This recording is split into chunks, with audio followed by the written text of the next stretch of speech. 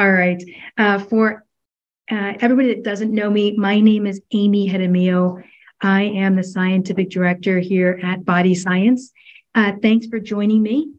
And let me tell you our goal today. I'd like to discuss the potential role of infections in motor neuron disease. And the reason I think this is especially important, we are seeing a significant number of people with motor neuron damage, motor neuron disease. And the question becomes, what are some of the factors that are involved? And from a strategy standpoint, I think that's kind of where we are as a center. I think we're medical strategists in a number of neuroinflammatory conditions, including conditions that affect motor neuron. And so the question is, what are we doing and what are we seeing? My goal in today's webinar is, as an introduction, to talk about the role of infections and the type of responses that we're seeing to therapies. I think this is probably going to take us about 30 minutes. It means I know we won't cover everything today, but I think this is a great way to get started. And so with that in mind, let me again say, we realize at this point the significant role that infections are playing in people that have all kinds of neuroinflammatory conditions. I'd like to go ahead and explain why we're finding that to be the case. Okay. All right. This is just an example. So I am not suggesting that what we are trying to do is treat HERV-K.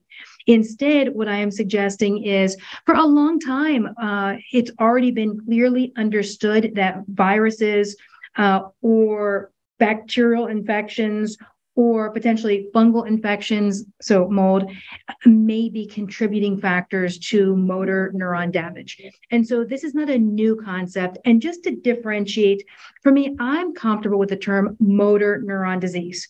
And it's a lot more comfortable to me than an acronym like ALS. A common question that I get and a common question that we hear over here, what's the distinction? I would tell you, ALS for me is a symptom.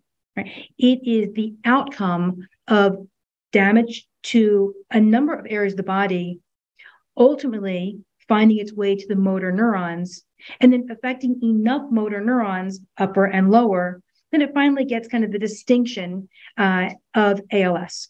So the question is, because it's a symptom, or at least that's very definitely how we view it over here, what is it that we're trying to treat? And that's where I think it becomes very, very important to establish, is there a role that infections are playing? And if infections are part of the cause, how do we want to treat them? And so another common question I get is, if I have an infection, does that mean I don't have ALS?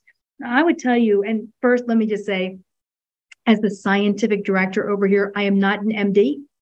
And so let me just give that disclaimer. My goal today is to provide information on the things that we are doing over here. Disclaimer, I tell you, always follow up with your own doctor. And my other disclaimer is, this is used as general information, but this is not used as specific medical planning. All right, so now jumping back into things. The question that we commonly hear is, if this is an infection as one of the triggers, for example, does that mean I don't have ALS? What I would tell you is the acronym ALS, again, as a symptom, the fact that there may be an infection leading to it doesn't change the symptom, which is motor neuron damage. But I believe it gives us a very different way to address it. And it moves that acronym ALS out of a gray area, right, of untreatable, unresponsive to treatment because we don't know what it is, and into a place where medical science is comfortable, which is, this is the outcome of blank. And for anybody that has the diagnosis of motor neuron disease or ALS, really what you're trying to do is you're trying to complete that sentence by filling in that blank. So the sentence is, I have motor neuron disease resulting from blank. Because once that blank is filled in and it becomes clear, treatment options and ways to look at therapy and conversations that you can have with your neurologist or your GP about how you want to address this, it changes very differently. And so what I'm suggesting is, number one, because we're talking about infections, and using the retrovirus HERV-K as an example, the idea of viruses or other pathogens, so pathogen being bacterial, viral, it could be parasite, it could be mold, any kind of infectious agent. The fact that these are playing a role is not new.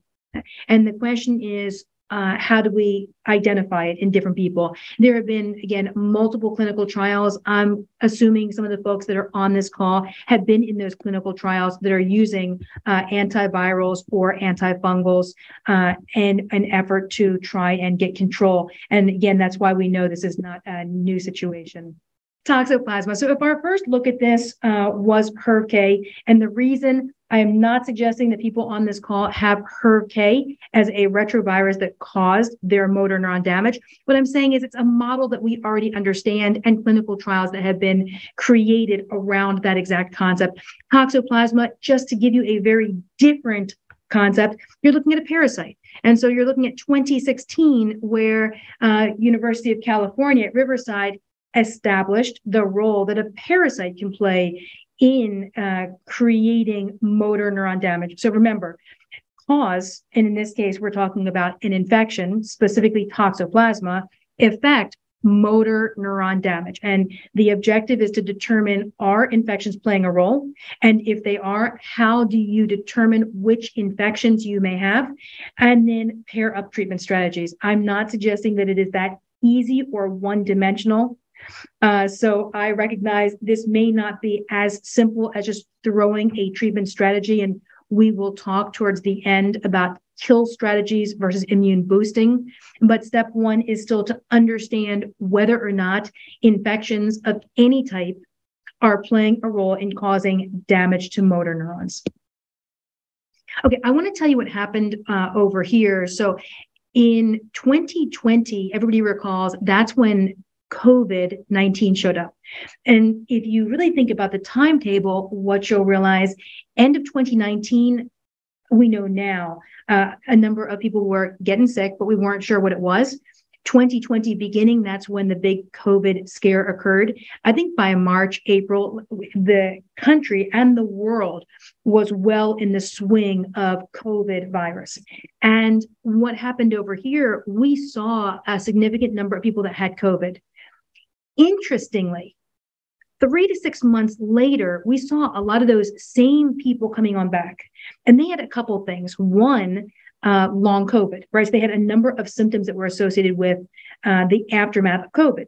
But aside from that, and what was surprising at the time, a significant number of people who had had COVID and came in the early part of the year returned in the summer or the end of the summer with uncontrolled herpes infections.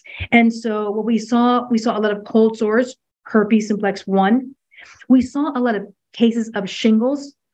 We saw a number of people that had complaints of genital lesions, so Herpes Simplex 2, and we tested people. So we actually were able to confirm that what we were looking at after COVID infection was something that's referred to as the reactivation of herpes viruses. And I'll tell you, it very definitely changed the way I looked at herpes viruses. And I think that's probably an accurate statement for a lot of folks. I think it changed the way a lot of people looked at what were considered dormant infections. So thinking about the fact that over 90% of the world population has a herpes virus. So that would be herpes 1, 2, Epstein Barr, cytomegalo, herpes simplex 6, 7, 8. So an overwhelming majority, when I say that, I mean over 90% of the world population is believed to have a herpes infection. The thing is, when you're looking at infections and when you measure them through an immune system response or antibodies, you're going to see them as one of two types of antibodies, Ig, meaning immunoglobulin, G, or IgM. IgM being the acute phase. So let's talk about that. IgM is I have COVID. If I had COVID right now, I would be IgM positive. So if I go to a lab and they're testing and they're going to say to me, hey, Aim, you have COVID, it's because they can see that COVID is causing IgM reactivity, or my immunoglobulin class M antibodies are responding. It is an acute infection. And typically infections can last about 2 weeks. Okay, after that, what's going to happen is the acute infection has been controlled, unless somebody doesn't survive that infection. And the immune system switches to a vigilant group, immunoglobulin class G, that infers a degree of immunity.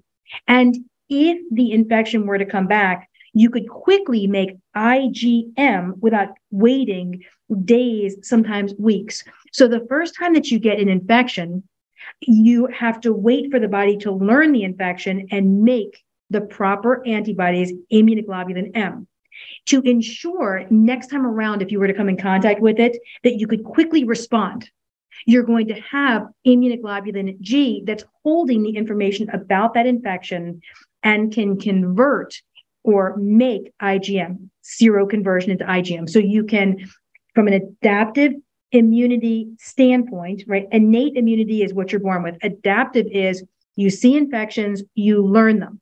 The first time around, you start building IgM. In between that and any time that you would develop it again, you have IgG. Here's why I'm saying that. For a long time in medicine, IgG, so this group of antibodies that's essentially on hold, right? Waiting to see if you ever get the infection again and ready to get an active army, IgM ready if you do. It's been thought for decades. And since the inception of immunology in the 70s, it's been thought that IgG inferred protection, but was not associated with disease. Okay. And so the question then is, if you have an IgG herpes infection, so you know if you're that person, you have a cold sore, but you don't have it all the time. So the infection is laying in a latent form, or to say it differently, a stealth form. It can reactivate, and especially if the immune system is compromised, COVID-19 being a very significant immune drain on a body. So that kind of would be the definition of an immune system that becomes compromised or fatigued or tired. And so then could you have an infection, and in this case, talking about the herpes family that has been laying dormant in that individual, likely since just after the first decade of life. Most people develop herpes infections between age 10 and 15, their first one. So this thing's been laying dormant, but the question is, does that mean it's not causing disease? And instead, it really is waiting for an opportunity, and it will use the times when the immune system is compromised or drained or focused on other things, not getting enough sleep, not having proper hydration and really clean hydration, not getting proper caloric intake, anything that immune systems find to be fatiguing.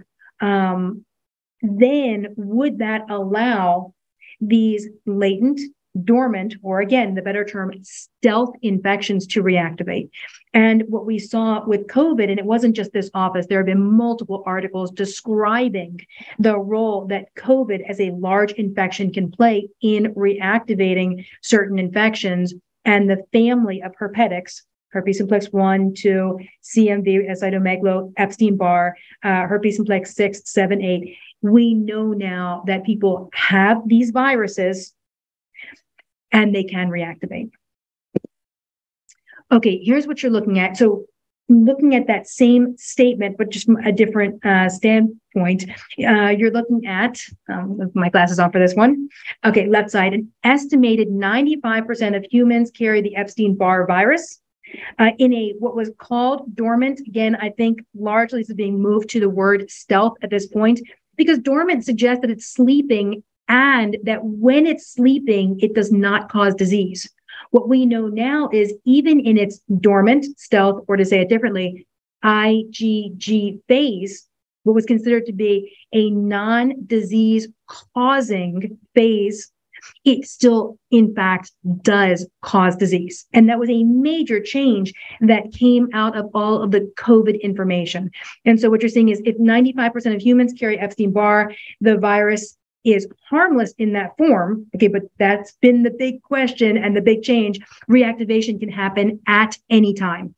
And so on the right side, what you're looking at is a lot of discussion now and strong support looking at the reactivation of Epstein-Barr that can occur. This is looking at it through the lens of COVID, but what we're really talking about is the fact that you can have reactivation anytime that the immune system can't do what it needs to do, which is to be very vigilant.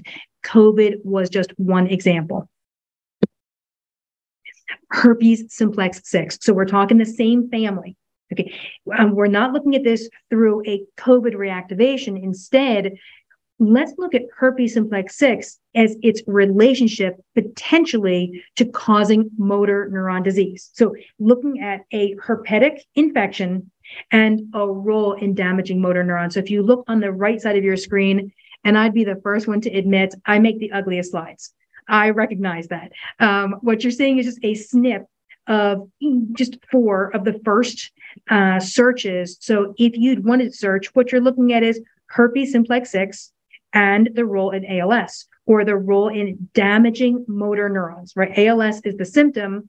What herpes simplex 6 is really doing is it's damaging motor neurons. You damage enough, or you have enough neuroinflammation, ultimately you reach a point where it is called ALS. Right. But what it's been doing for a period of time is damaging motor neurons.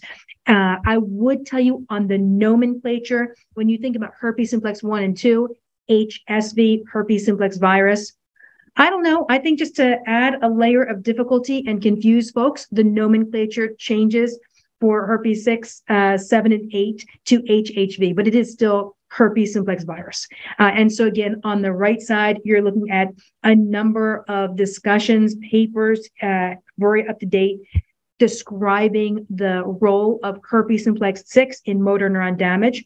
On the left, you're looking at somebody that we've treated.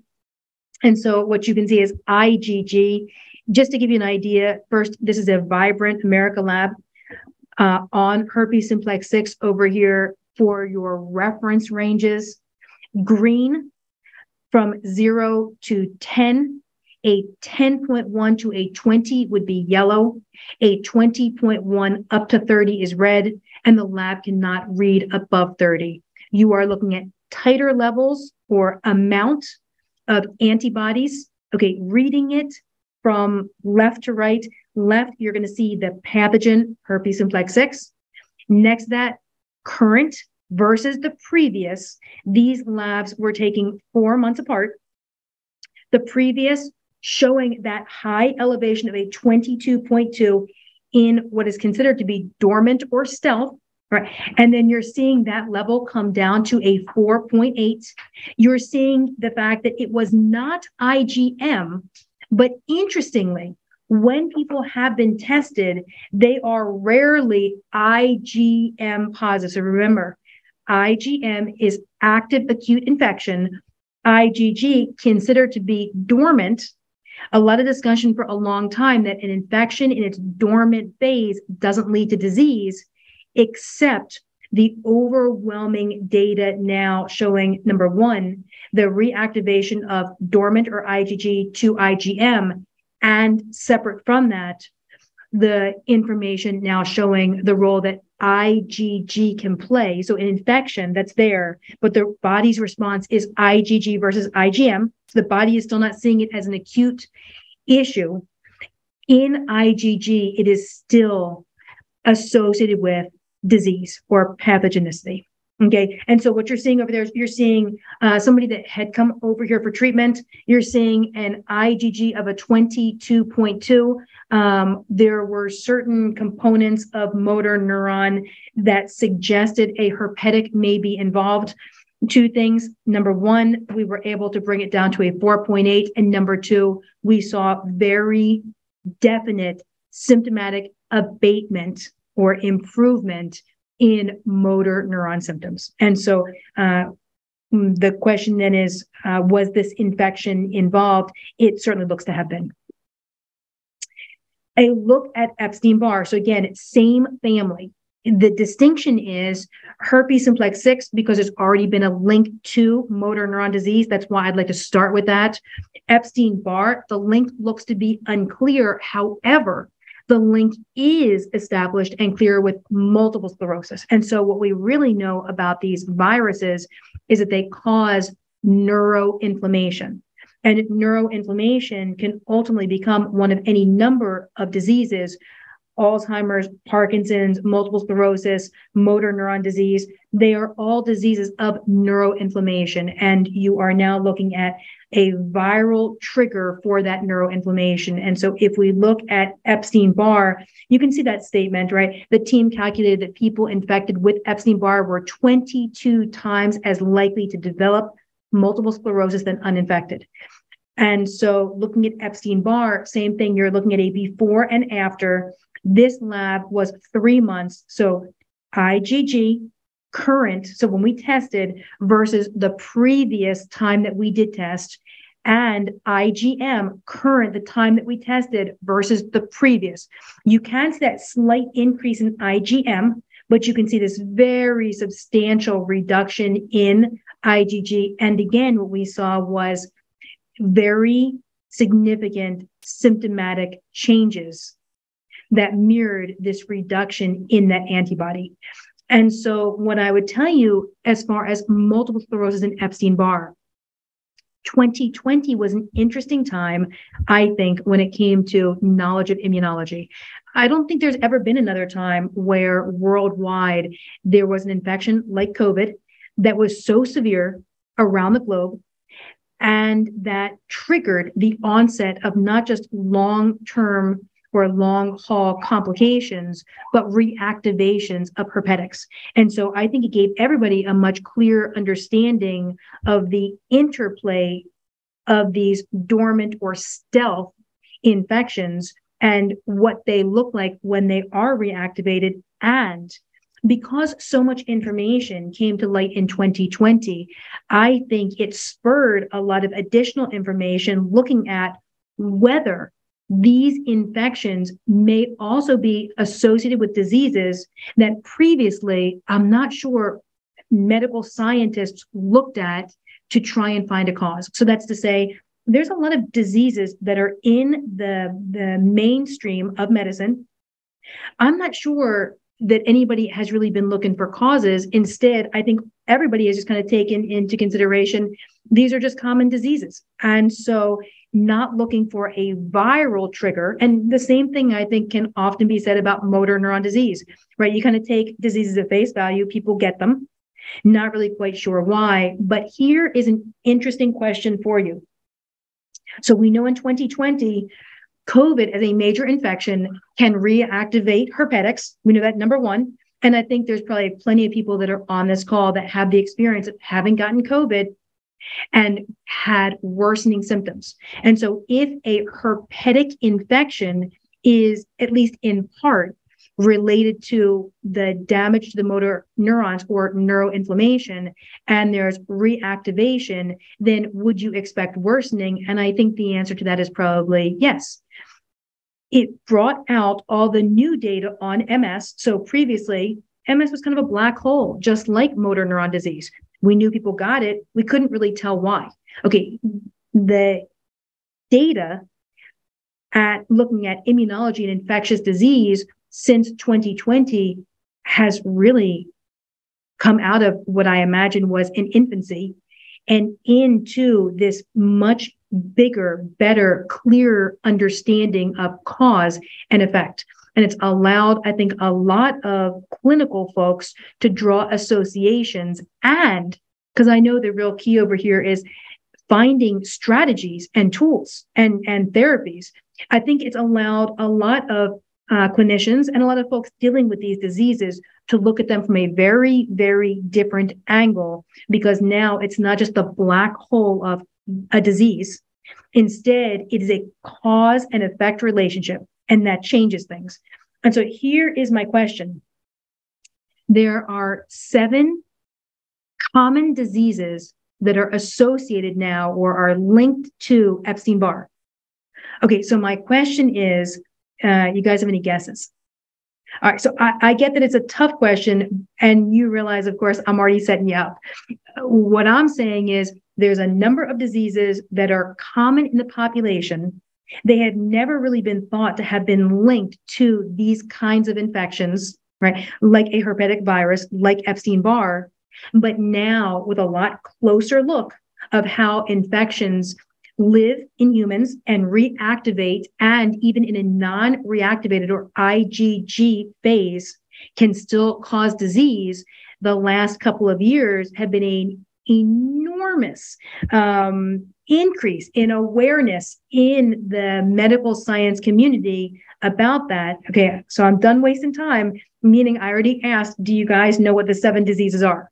Okay, so I'm just going to pause it for just a minute. Just as I'm talking, I'm just going to hang out for a minute.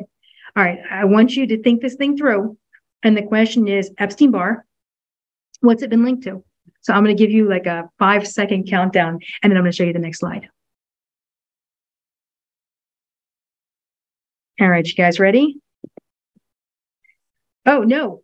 Okay, that was not my next slide. My next slide, this is the slide that precedes it. All right, so this is the slide just saying, hey, if Epstein-Barr can be linked to multiple sclerosis, so we know it causes neuroinflammation, right? Enough to cause potentially any number of neuroinflammatory diseases, right? Then here we go. Here's my next, here are the 7 diseases. All right, so what you're looking at is this far-reaching study that was done evaluating Epstein-Barr and putting people at increased risk of the following diseases. So here's what they're coming up with. Lupus, right? Up until now, I think it was unclear why people were developing an immune attack to their own DNA, right? Anti-nuclear antibodies. How does the body get so confused it doesn't even recognize its own nuclear information, right? So lupus is a connective tissue disorder. It is autoimmune. And again, it is such a confused immune system. It's not just like Hashimoto's going after a thyroid, right? Or rheumatoid arthritis going after connective tissue in the joints. It's not even recognizing nuclear information. So lupus, multiple sclerosis, rheumatoid arthritis, juvenile idiopathic arthritis. Idiopathic is we don't know what it's being caused by. Okay, so imagine perhaps that becomes renamed at this point. IBD, right? So same thing, kind of a gray area. People will develop IBD.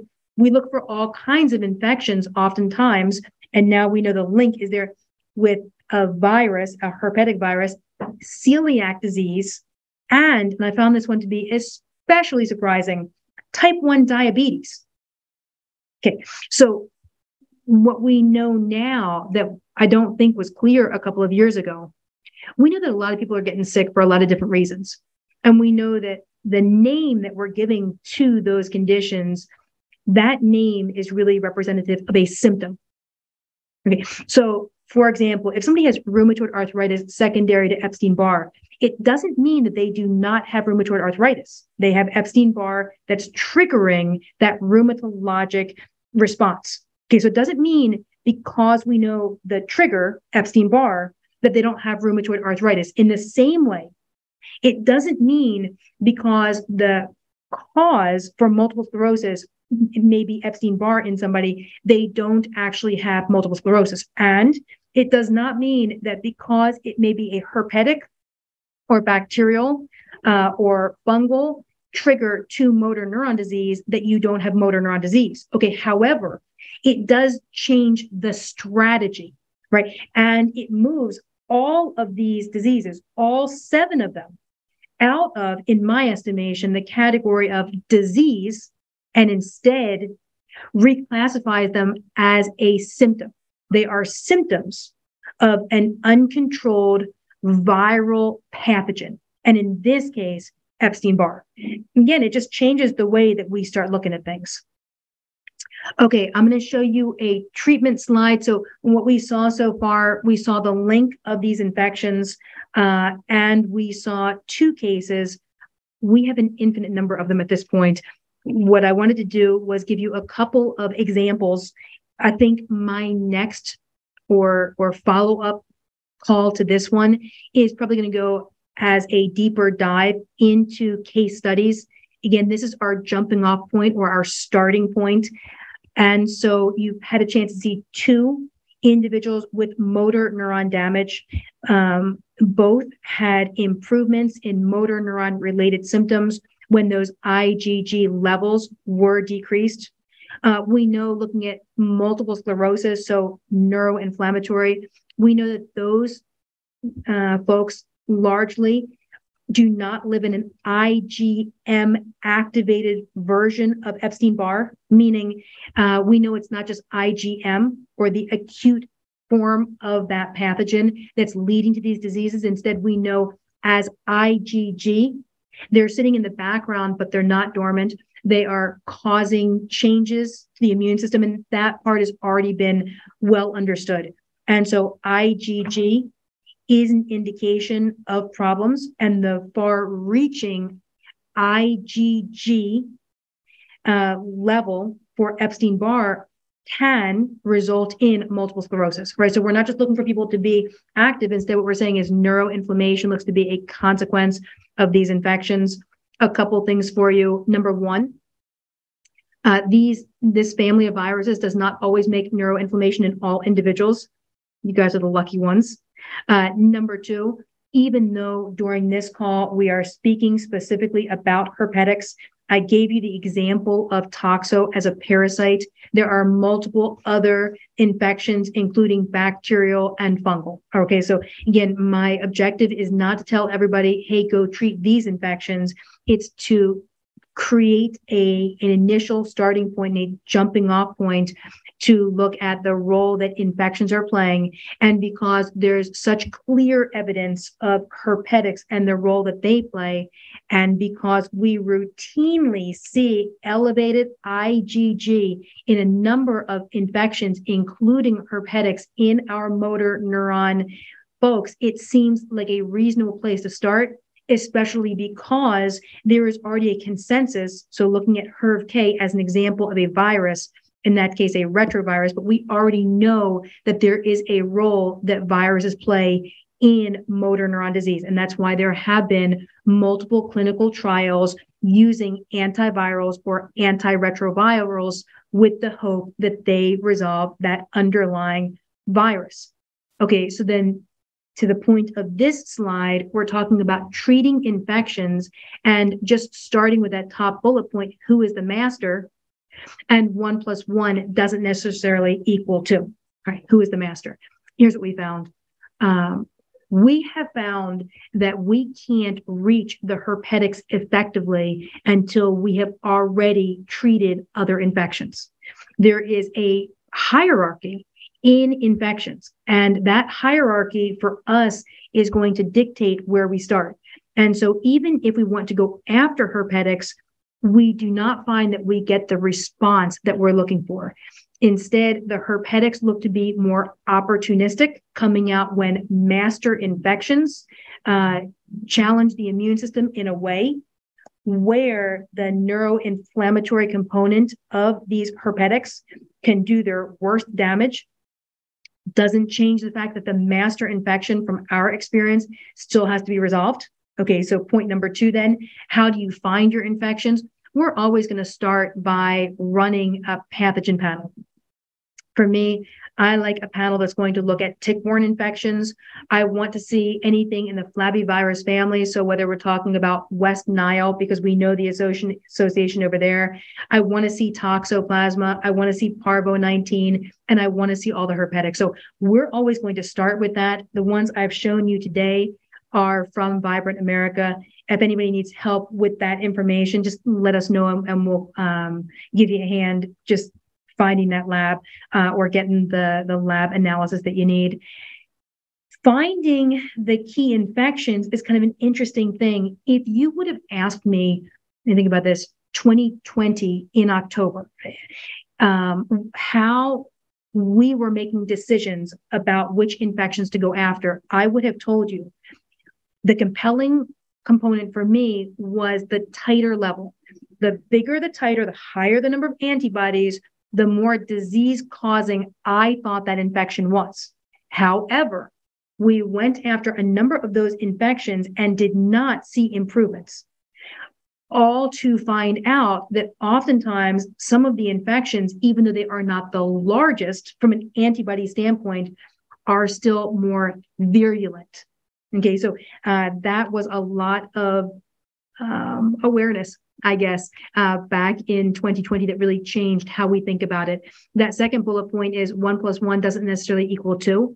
If you have one infection, let's say a tick-borne, and one infection, let's say a herpetic, and you put them together, you don't really, at that point, I don't think, have a tick-borne and herpetic. You have this melded version of a brand new infection that takes on a lot of different characteristics that the two independently wouldn't necessarily create.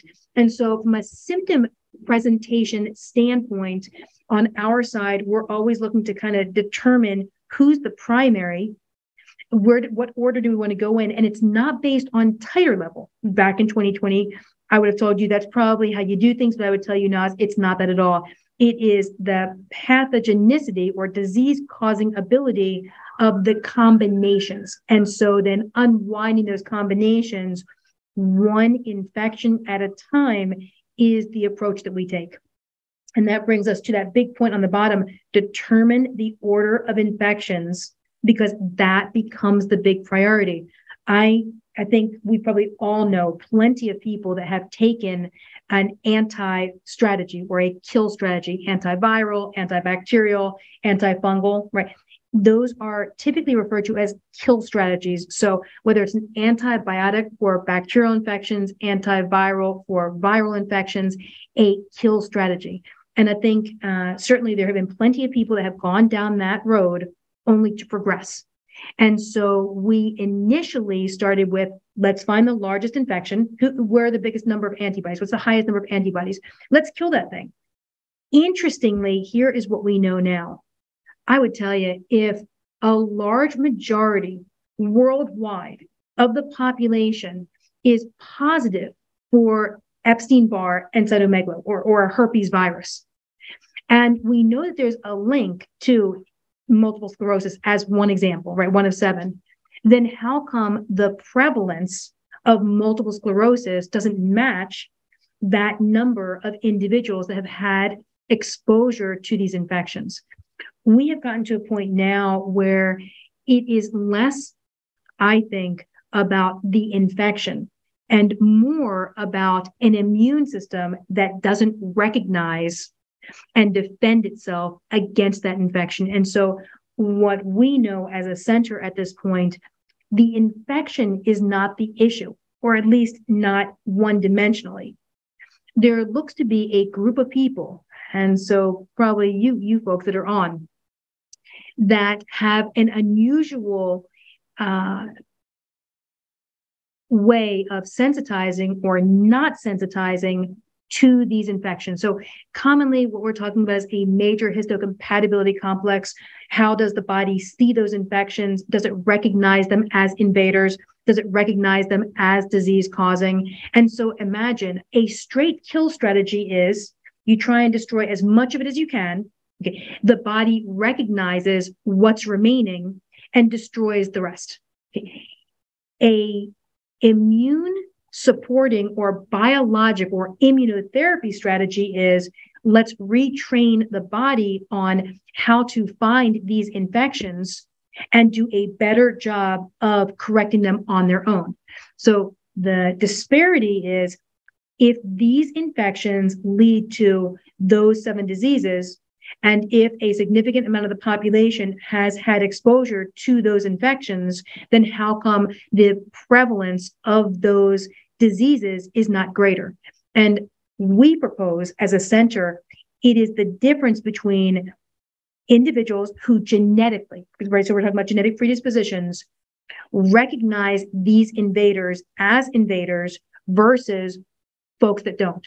And the example I like for that, HLA mutations and mold, right? So we know that already. That's something that's already clear. So somebody that has an HLA mutation It means that when they come in contact with mold, fungal colonies, so fungal being mold and yeast.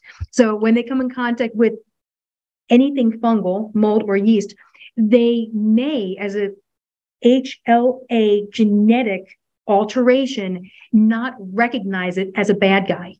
And so in those folks, they can get really sick from an exposure to mold, as an example. And meanwhile, that could be one person living in a mold infested home. You could have 10 other people over there, and those 9 others or those 10 others do not develop mold sickness or mold toxicity. Here's what we know. We know in COVID, it's already been proposed that a blood type of A makes somebody more susceptible to morbidity and mortality from COVID. What I'm suggesting is not just a blood type. What I'm suggesting is there are genetic predispositions that allow certain people to be better at seeing, recognizing, and destroying infections. And so the question that we had early on, so around 2019, when we started seeing motor neuron disease routinely, the question was, how come so many people that were coming over were positive for infections, tick-borne infections in particular, so that bacterial infection? They had gone through, for some of the people that we met, over 2 years of IV therapy, and IV therapy specific for people that typically persist, or persisters, people that have a hard time controlling that infection. So even with these high dose treatments designed for people that were persisters that didn't respond traditionally, 2 years later, they still had the infection. And so a kill strategy is try and kill it, right? Try and put antibiotics, try and put antivirals. What we know is the kill strategy is contingent on an immune system that could recognize the bad guys, because it is unlikely that you could kill everybody. So thinking about a garden, weeds versus flowers. I mean, you clear off soil and weeds easily grow, and flowers by comparison need to have a lot of love and attention. Things that grow easily can be hard to kill. And even if you weed the garden, there is likelihood that you left some weeds that you didn't even see because they are below the surface. And so a straight kill strategy, right, takes into consideration that what's ever below the surface, the immune system could find it and resolve it. An immunotherapy strategy, and especially when paired with a kill strategy, enables the immune system to become more vigilant and more aware of these infections, and helps the immune system reclassify infections from, I don't know if it's a bad guy or not, to, okay, this is a bad guy. And so that thinking largely comes out of oncology using the kill strategy, chemotherapy, but really over the last decade or so, largely moving to an immunotherapy strategy or biologic therapy, which is we can't just kill cancer cells, because if there's any remaining, then we're going to see the regrowth. Instead, let's make the immune system aware, alert, and responsive, and let's trigger the response and essentially resensitize the immune system to that cancer. And so again, because we had seen so many people that came over, had used kill strategies, had motor neuron disease, continued to be positive for elevations in these infections, and even as the infection levels came down, did not get disease control, we decided to implement an immunotherapy strategy in combination with it. Okay, so I think we are probably around our half hour at this point. I know everybody has all kinds of things on your schedule, and I think this is probably our perfect place to stop, because what we know now is we know the association between viruses that people have and the triggering relationship that it can have in neuroinflammation. Just throwing one more piece in, which is blood-brain barrier and the routine conversation about head injuries predisposing people or putting them at higher risk for neuroinflammatory diseases.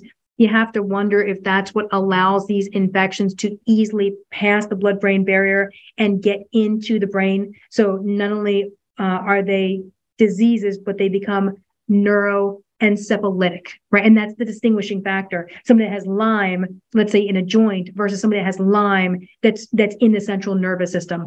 And I think the same delineation can be made for the other infections that we're talking about, systemic versus having crossed the blood-brain barrier. So I think we're looking again at the combination or the perfect storm of what allows infections in combinations to become neuroinflammatory in a way that they are triggering for neuroinflammatory disease. And my goal will be to create another Zoom and be able to go to the next step. Again, let's look at case studies. And that way, what I'll present is the improvement in titer levels. So you can see how those levels are coming down in tick-borne infections, in herpetic infections, and the corresponding improvements in symptoms associated with motor neuron disease. All right, so I want to thank everybody for joining me today, and I'll plan within a month for sure to jump back on. I'm going to put up the information over here so you have two things. The website, if anybody wants to learn more about these programs, there's a lot of information over there. There's a couple of FAQ pages, so it's going to go through all kinds of stuff. That is the website, info at BodyScience.life. And so if there are follow-up questions, we'll try and get to them for you. If there's anything else that anybody needs as far as a direction or next steps, we're happy to provide it. And so feel free to reach out, and we'll plan to circle back sometime in the near future for part 2. Okay, I'll see you guys. Thanks again for joining. Let me take us off of share. Hang on. And let me go ahead and say goodbye. See you guys.